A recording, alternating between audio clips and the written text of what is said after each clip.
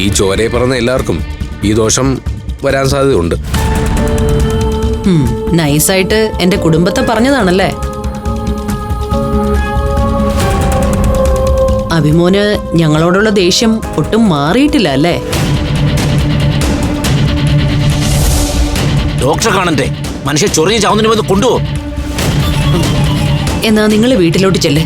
മോളെ, അമ്മ മോളെ വീട്ടിലോട്ട് വന്ന് കണ്ടോളാം.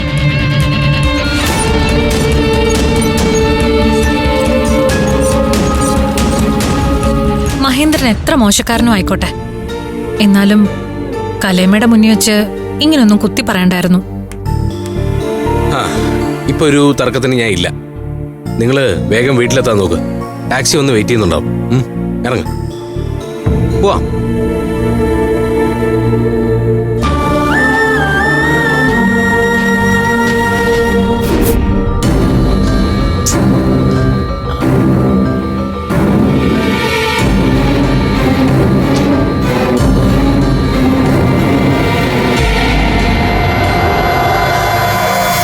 അവനോട് ചേച്ചി അത്രയും പറഞ്ഞ പോരായിരുന്നു, ഇത്തിരി ഇവിടെ കടുപ്പിക്കണമായിരുന്നു. അതെ, തരം കിട്ടുമ്പോഴൊക്കെ നമ്മുടെ കുടുംബത്തെ അവമാനിക്കണം അവന്റെ പണി. ആ പണിക്ക് നമുക്കൊരു തിരിച്ചു പണി കൊടുത്തേ പറ്റൂ. അഭിമന്യു പറഞ്ഞതിലെ മുനയും പരിഹാസവും മനസ്സിലായി എന്നറിയിക്കാനാ ഞാൻ അവനോട് തിരിച്ച് അത്രയെങ്കിലും പറഞ്ഞത്. അവനെ പൊളിച്ചടുക്കി ഭിത്തിയിലൊട്ടിക്കാൻ എനിക്ക് അറിയാൻ പാടില്ലഞ്ഞിട്ടല്ല. പക്ഷേ ഞാൻ അങ്ങനെ ചെയ്ത അമൃത അടക്കമുള്ള മുഴുവൻ പഞ്ചരത്നങ്ങൾക്കും നമ്മളോട് നീരസമാവും. അവരുടെ മനസ്സിൽ ഒരു കരടായിട്ട് അതങ്ങനെ കിടക്കും. കാരണം അത്രയ്ക്കും വലിയ വലിയേട്ടൻ കളിയല്ലേ അഭിമന്യു പഞ്ചരത്നത്തിൽ കളിച്ചോണ്ടിരിക്കുന്നത്. സത്യത്തിൽ അവനല്ല, ഈ ഞാനാണ് പഞ്ചരത്നത്തിലെ അനിയത്തിക്കുട്ടിമാരുടെ വലിയേട്ടനാവേണ്ടത്. എന്റെ സ്ഥാനമാണ് ആര് തട്ടിയെടുത്തത്. നീ വിഷമിക്കണ്ട. എന്നെയും നിന്നെയും നമ്മുടെ കുടുംബത്തെയും ഇത്ര പരസ്യമായിട്ട് അപമാനിച്ച അഭിമന്യുവിനെ ഞാൻ വെറുതെ വിടാനൊന്നും പോകുന്നില്ല. അവനെതിരെ ഞാനൊരു കളി കളിക്കാൻ പോവാ. അന്ധവിശ്വാസത്തെ വിശ്വാസമാക്കിക്കൊണ്ടൊരു കളി. ആ കളിയില് അഭിമന്യു അമൃതയും തമ്മില് അകലും. ഇതൊക്കെ ചേച്ചി പറയാൻ തുടങ്ങിയിട്ട് എത്ര കാലമായി.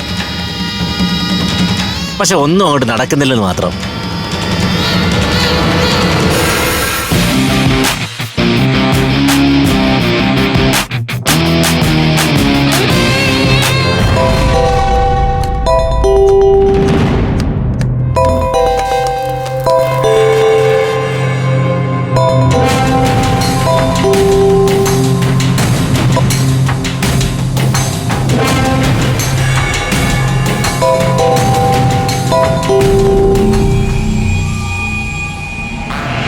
Hello madam. ആ സിസിലി, അഭിമന്യുവിനെ പഞ്ചരത്നത്തിൽ നിന്ന് എങ്ങനെയെങ്കിലും പുറത്താക്കിയേ പറ്റൂ. ഇത് ഞാൻ മേഡത്തിനോട് അങ്ങോട്ട് പറയാനിരിക്കായിരുന്നു. അവൻ കാരണം പുറത്തിറങ്ങാൻ പോലും പറ്റാത്ത അവസ്ഥയാ.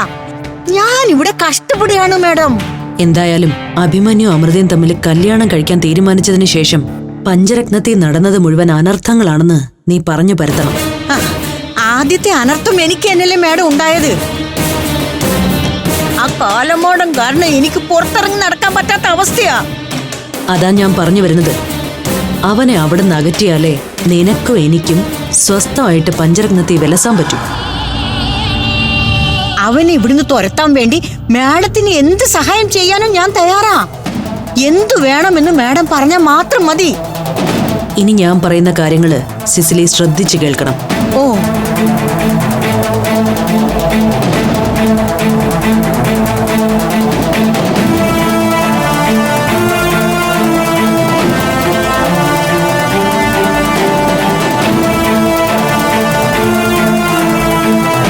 ശരി.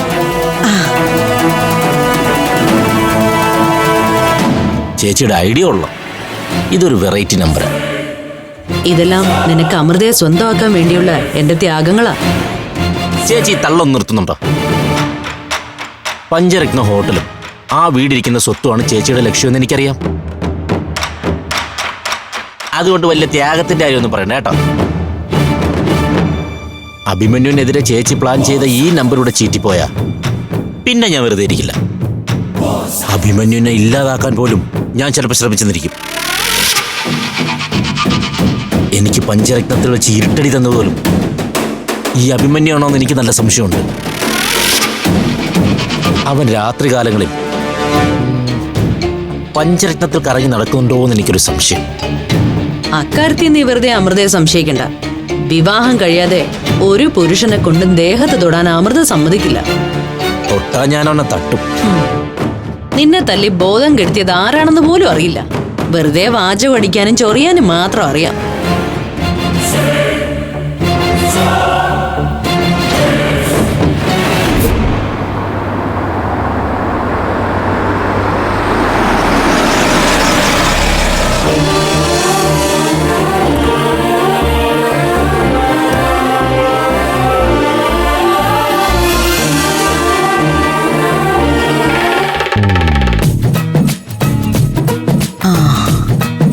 ആരൊക്കെയാണാവോ വന്നിരിക്കുന്നത്?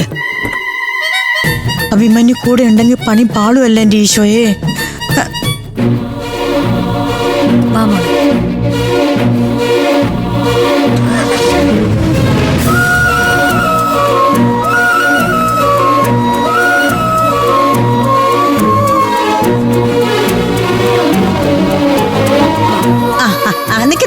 നിക്ക് ആരാധ്യ മോളുടെ സകല ദോഷങ്ങളും മറ ആരതി ഒഴിഞ്ഞു വേണം അകത്തോട്ട് കയറ്റാൻ.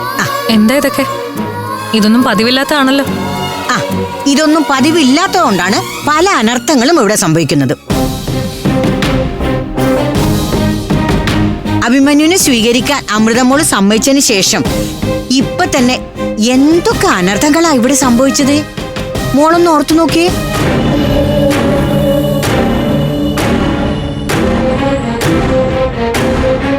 ആദ്യം തന്നെ അഖിലമോള് ആത്മഹത്യക്ക് ശ്രമിച്ചു.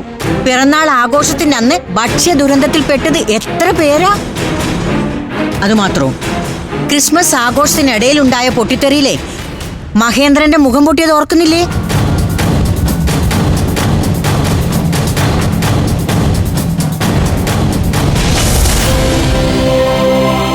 എല്ലാം പോരാഞ്ഞിട്ട് ഇപ്പതാ ഈ പാവത്തിന്റെ കൈയൊടിഞ്ഞത്. ഇതിനെല്ലാം കാരണം അഭിമന്യുന്റെ ദോഷമാണെന്ന് അരിയാഹാരം കഴിക്കുന്ന ആർക്കും മനസ്സിലാക്കാവുന്നതേ ഉള്ളൂ.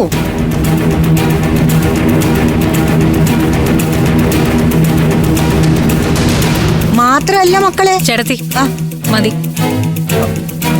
അഭിയേട്ടൻ കാരണം ഇവിടെ ആർക്കും ഒരു ദോഷവും സംഭവിച്ചിട്ടില്ല, നല്ലതേ സംഭവിച്ചിട്ടുള്ളൂ. ഈ മനസ്സോടെ ആണെങ്കിൽ സിസിലി എടുത്ത് ആരതി ഒഴിയണ്ട.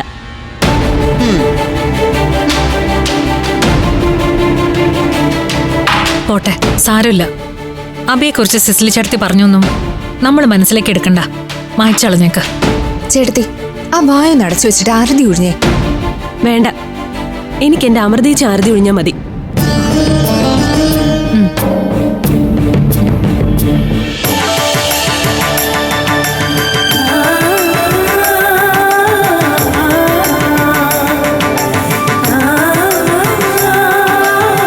ഇതൊരു പുതിയ തുടക്കാവട്ടെ മോളെ. മുടങ്ങിപ്പോയ ട്രെയിനിങ് വീണ്ടും തുടങ്ങാൻ നിനക്ക് ഒരവസരവും കൂടെ കിട്ടുമെന്ന് അഭിമന്യു നോക്കുന്നുണ്ട്. ഇനി അഥവാ അതിന് കഴിഞ്ഞില്ലെങ്കിലും എന്റെ കുട്ടി നിരാശപ്പെടരുത്. മിനിസ്ട്രിയില് ചില സ്ട്രോങ് കോണ്ടാക്ട്സ് ഒക്കെ ഉണ്ട് വിവേകിന്. ആ വഴിക്ക് കാര്യങ്ങൾ നടത്തിയെടുക്കാൻ വിവേക് മാക്സിമം ശ്രമിക്കുന്നുമുണ്ട്. അത് നടന്നില്ലെങ്കിലും എനിക്കൊരു നിരാശയില്ല. ഞാൻ IPS എഴുതിയെടുത്ത് ആതിരയെ കൊണ്ട് എന്നെ സല്യൂട്ട് അടിപ്പിച്ചോളാം.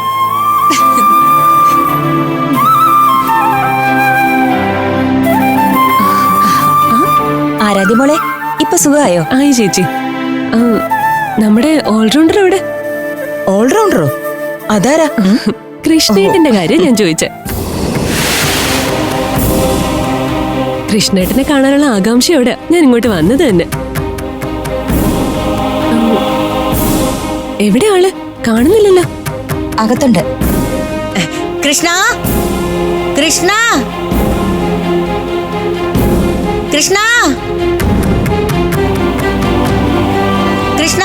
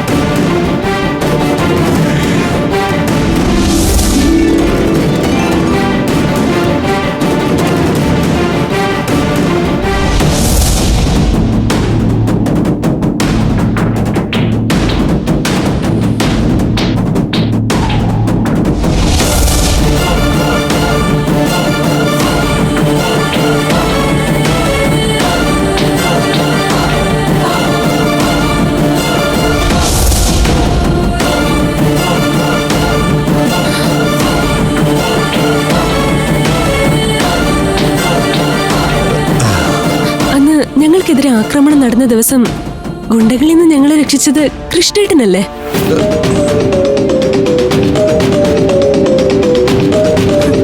നീ എന്താ ആരാധി പറയുന്നേ? കൃഷ്ണേട്ടൻ എങ്ങനെ? അല്ലെങ്കിൽ അല്ലെന്ന് കൃഷ്ണേട്ടൻ പറയട്ടെ.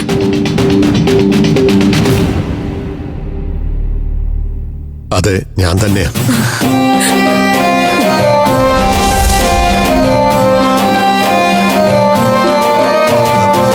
അതെ, കുറെ നാള് ആ ഗോഡൌണിന് മുന്നിലായിരുന്നേ എന്റെ ഊണ് ഉറക്കവും എല്ലാം. അന്നും പതിവുപോലെ ഇത്തിരി കഞ്ഞി വെക്കാൻ തുടങ്ങുമ്പോഴാ ഒരു ബഹളം കേട്ടതേ. അപ്പോഴാ നിങ്ങളെ കണ്ടത്.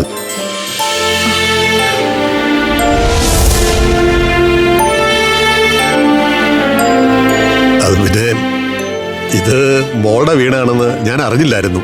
അല്ല, സത്യാണോ കേട്ടത്? ഞങ്ങള് നിങ്ങളെ കൃഷ്ണേട്ടാന്ന് വിളിച്ചതപ്പോ വെറുതെ ആയില്ല. സാക്ഷാൽ ശ്രീകൃഷ്ണ ഭഗവാൻ തന്നെയാ ആ നേരത്തെ കൃഷ്ണേട്ടനെ അവിടെ എത്തിച്ചത്. ഈ ന്യൂജൻ സിനിമാ പാട്ടിലെ പോലെ നമ്മുടെ കൃഷ്ണൻ മുണ്ടും മടക്കി കുത്തി പടക്കിറങ്ങി വന്നു. സാക്ഷാൽ കൃഷ്ണൻ ഞാനല്ല, അദ്ദേഹം എന്നെ വാടകയ്ക്ക് എടുത്തതാ.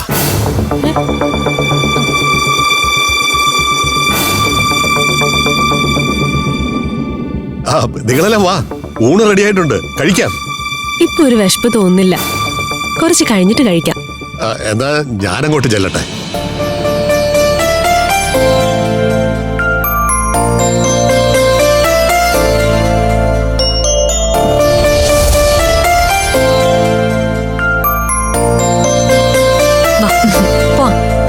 ചെല്ലു മോളെ. ആ,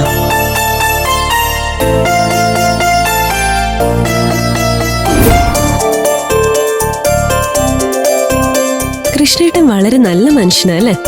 അതെ. പക്ഷെ കൃഷ്ണേട്ടന്റെ ഉള്ളില് എന്തോ ഒരു വിഷമം കിടപ്പുണ്ട്. ചില കാര്യങ്ങൾ പറയുമ്പോ മുഖത്തൊരു ടെൻഷൻ. നീ അത് ശ്രദ്ധിച്ചോ? കേരള പോലീസിന്റെ SI സെലക്ഷൻ ടെസ്റ്റ് പാസ്സായ ഒരാളാ ഞാൻ. ആ ആഗ്രഹം സാധിച്ചില്ലെങ്കിലും എന്റെ ഉള്ളിലൊരു പോലീസുകാരി ഉണ്ടെന്നുള്ള കാര്യം ചേച്ചി മറക്കരുത്. അതെ, നീ പറഞ്ഞ സത്യോ. ഞാൻ നമ്മുടെ ഓരോരുത്തരുടെയും ഫോട്ടോ കാണിച്ച് ഇതെല്ലാം ആരാണെന്ന് കൃഷ്ണേട്ടനോട് വിശദമായിട്ട് ചോദിച്ചതാ. നിന്റെ ആതിരയുടെ ഫോട്ടോ കാണിച്ചപ്പോഴൊന്നും കൃഷ്ണേട്ടൻ പരിചയഭാവം പോലും കാണിച്ചില്ല. നീ ആശുപത്രിയിലാണെന്നും ആതിര ട്രെയിനിങ് ക്യാമ്പിലാണെന്നും ഒക്കെ ഞാൻ വിശദമായിട്ട് പറഞ്ഞതാ. എന്നിട്ടൊന്ന് നിന്നെ കണ്ടപ്പോ ചോദിച്ചത് കേട്ടില്ലേ, ഇത് നിന്റെ വീടാണോന്ന്? മൊത്തത്തില് കൃഷ്ണേട്ടനെ ചുറ്റിപ്പറ്റി എന്തൊക്കെയോ ദുരൂഹതകൾ ഉള്ളതുപോലെ.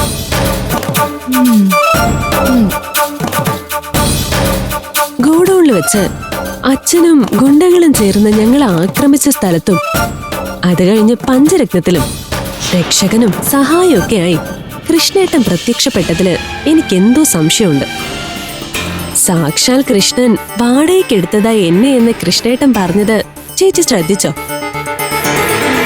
ആ സാക്ഷാൽ കൃഷ്ണൻ ആരാണെന്ന് കണ്ടുപിടിക്കണം. കിട്ടിയ ട്രെയിനിങ് ക്യാമ്പിന് പോകാൻ സാധിച്ചില്ലെങ്കിലും പോസ്റ്റിംഗ് കിട്ടിയില്ലെങ്കിലും ഒരു ഡിറ്റക്റ്റീവായിട്ട് ഞാൻ ഇതിന്റെ പിന്നാലെ പോകും. കൃഷ്ണേട്ടന് പിന്നില് സത്യങ്ങൾ കണ്ടുപിടിക്കും. തൽക്കാലിക അന്വേഷണവും കാര്യങ്ങളൊക്കെ നമ്മൾ രണ്ടുപേരും മാത്രം അറിഞ്ഞാൽ മതി. ഇനിയിപ്പോഴേ നമ്മുടെ സംശയങ്ങൾ വെറും സംശയങ്ങൾ മാത്രമാണെങ്കിലോ? കൃഷ്ണേട്ടൻ നിരപരാധിയായിരിക്കില്ലേ? പറഞ്ഞത് ശരിയാ. 1000 കുറ്റവാളികളെ രക്ഷപ്പെട്ടാലും ഒരു നിരപരാധി പോലും ശിക്ഷിക്കപ്പെടാൻ പാടില്ല. അതാണ് ഞങ്ങൾ പോലീസ് ഡിറ്റക്റ്റീവുകളുടെ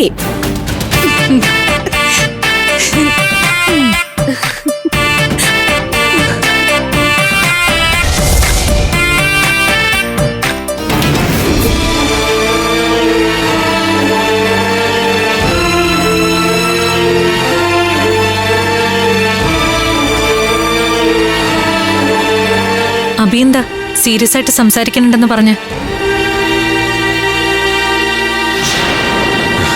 വിവേകിന്റെ കാര്യം തന്നെ. വിവേകിന്റെ ഡാഡിയുടെ സ്വാധീനം വെച്ച് ആരാധ്യക്ക് മിനിസ്റ്ററുടെ സ്പെഷ്യൽ ഓർഡർ എടുപ്പിക്കാന്നാണ് വിവേക് നമ്മളോട് പറഞ്ഞത്. ഞാനേ ഞാൻ വേറെ വഴിക്ക് പാർട്ടി ലെവലിൽ നീങ്ങിയിരുന്നു. പക്ഷേ ഞാനിന്ന് പാർട്ടി ഓഫീസിൽ പോയപ്പോഴേ ആരാധ്യയുടെ കാര്യത്തിന് വേണ്ടി അവിടെ ഒരു ശ്രമം നടത്തിയാണെന്നും PSC ചെയർമാൻ അമ്പിലും ഇല്ലും അടുക്കുന്നില്ല എന്ന് പറഞ്ഞതായിട്ടാണ് ഞാൻ അറിഞ്ഞത്. അതാരാബി നമുക്ക് വേണ്ടി പാർട്ടി തലത്തിൽ ശ്രമിച്ചത്? അത് വേറെ ആരുമല്ല, ഒരു പഴയ കള്ളുകൂടിയും വക്കീല, അഡ്വക്കേറ്റ് പവിത്രൻ. ഈ കാര്യം സാധിച്ചാൽ പാർട്ടി ഫണ്ടിലേക്ക് എത്ര ലക്ഷം രൂപ ആണെങ്കിലും കൊടുക്കാമെന്ന് അയാൾ പറയുന്നു. അത് മാത്രമല്ല, PSC അംഗങ്ങളെ സ്വാധീനിക്കാനും അയാൾക്കൊരു പരിപാടി ഉണ്ട്. നമ്മൾ ആവശ്യപ്പെടാതെ അയാൾ എന്തിനാ ഇങ്ങനെയൊക്കെ ചെയ്യുന്നത്? അത് ചിലപ്പോ നമ്മളോട് പറഞ്ഞ വാക്ക് പാലിക്കാൻ വേണ്ടി വിവേകായിരിക്കാം ഇതൊക്കെ ചെയ്തത്. അല്ല, വിവേകിന്റെ അച്ഛൻ ഇത്രയൊക്കെ സ്വാധീനം ഉണ്ടെങ്കിൽ പിന്നെന്തിനാ ഇങ്ങനെ ഒരു വളഞ്ഞ വഴി? ഇത് തന്നെ എന്റെ സംശയം. ഞാൻ ആലോചിച്ചിട്ട് ഈ വിഷയത്തിൽ 2 സാധ്യതകളോളം. ഒന്നുകിൽ വിവേകും അനഘയും തമ്മിലുള്ള ബന്ധം അയാളുടെ വീട്ടുകാർക്ക് ഇഷ്ടമല്ല. അതുകൊണ്ടായിരിക്കും ഇക്കാര്യത്തിൽ വിവേക് ഡാഡി അധികം ഇൻവോൾവ് ചെയ്യിപ്പിക്കാത്തത്. അപ്പൊ പറഞ്ഞത് ശരിയാവാൻ വഴിയുണ്ട്. വിവേക് ഒരു സമ്പന്ന കുടുംബത്തിലെ അംഗമല്ലേ, ഞങ്ങള് അങ്ങനല്ലല്ലോ. രണ്ടാമത്തെ സാധ്യത എന്താന്ന് അഭി പറഞ്ഞില്ല. അല്ല, ഇതെന്റെ ഒരു ഊഹം മാത്രമാണേ. വിവേക് ഇത്രയും കാലം നമ്മളോട് പറഞ്ഞതൊക്കെ പച്ചക്കള്ളമായിരുന്നു. അതാണ് സത്യമെങ്കിൽ വിവേക് ഫ്രോഡാണെന്ന് നമ്മൾ കരുതേണ്ടി വരും. ഇപ്പൊ ഞാൻ പറഞ്ഞ രണ്ടാമത്തെ സാധ്യതയാണ് ശരിയെങ്കിൽ അനഘ ഒന്ന് സൂക്ഷിക്കണം. ഒന്നും ഉറപ്പിക്കാൻ പറ്റില്ലെങ്കിലും ഞാൻ അനഘയോട് സംസാരിക്കാം. താൻ തൽക്കാലം അവളോടൊന്നും വിട്ടു പറയണ്ട. ഇനിയിപ്പോ നമ്മുടെ ഊഹങ്ങളാണ് തെറ്റിയതെങ്കിൽ അത് പിന്നീട് വലിയ തെറ്റിദ്ധാരണകൾ ഉണ്ടാക്കാം. ഞാൻ സൂക്ഷിച്ചോളാം അഭി.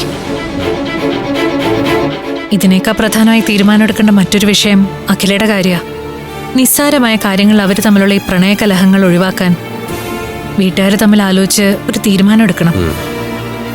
നമുക്ക് പറ്റുമെങ്കിൽ നാളെ തന്നെ സഹദേവമാവനെ കണ്ട് സംസാരിക്കാം. അവിടെ പോവാനും മാമനെ കാണാനും സംസാരിക്കാനും ഒന്നും ഒരു വിഷമവും ഇല്ല. പക്ഷേ ദിവ്യപ്രഭയ്ക്ക് നമ്മളെ കാണുന്നത് തന്നെ ചതുർത്ഥിയാ. നമ്മൾ അതൊന്നും നോക്കിയിട്ട് കാര്യമൊന്നുമില്ല. നമ്മൾ നമ്മുടെ പിള്ളേരുടെ കാര്യത്തിന് വേണ്ടിയിട്ടല്ലേ അങ്ങോട്ട് പോകുന്നത്. നാളെ തന്നെ സഹദേവമാവന്റെ വീട്ടിൽ പോയി നമുക്ക് കാര്യങ്ങൾ സംസാരിക്കാം.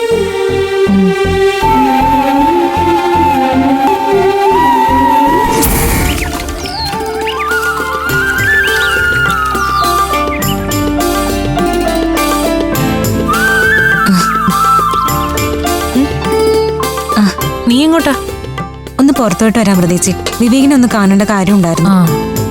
വിവേകിനെ എനിക്കൊന്ന് കാണേണ്ട കാര്യമുണ്ടായിരുന്നു. ഇന്നോ? ഇന്ന് വേണമെന്നില്ല, പക്ഷെ അധികം വൈകാതെ എനിക്ക് വിവേകിനെ ഒന്ന് കാണണം. എന്താ ചേച്ചി കാര്യം?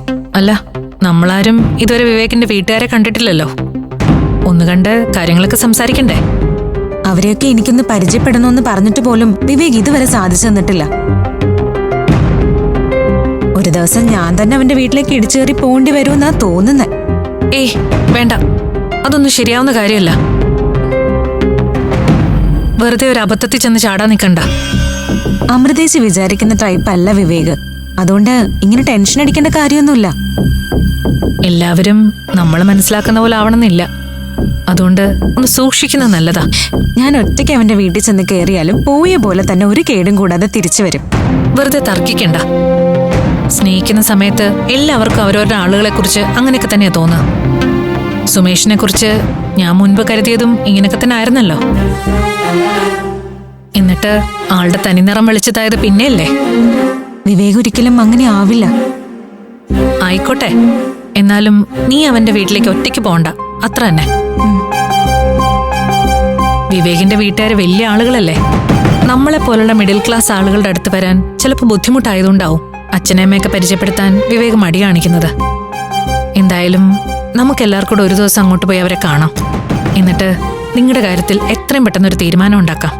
ചേച്ചി സമാധാനായിട്ടിരിക്കും. ഇന്ന് തന്നെ ഇക്കാര്യം ഞാൻ വിവേകിനോട് സംസാരിക്കാം. അവനതിന്റെ സീരിയസ്നെസ് മനസ്സിലാവും.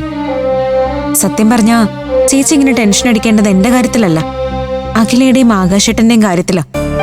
അത്യാവശ്യമായിട്ട് ഇടപെടേണ്ടതും തീരുമാനം എടുക്കേണ്ടതും ആ വിഷയത്തിലാ. ഞാനും അഭിയും കൂടെ എന്തായാലും ആകാശിനെ ഒന്ന് പോയി കാണാൻ വേണ്ടി ഇരിക്കുക. ആണോ? അത് നന്നായി. എപ്പോഴാ പോകുന്നേ? അധികം വൈകില്ല. തൽക്കാലം നീ ഇക്കാര്യം അഖിലയോടും ആരാധയോടൊന്നും വിളമ്പാൻ നിൽക്കണ്ട. പോയിട്ട് വാ. ശരി ചേച്ചി. ശരി.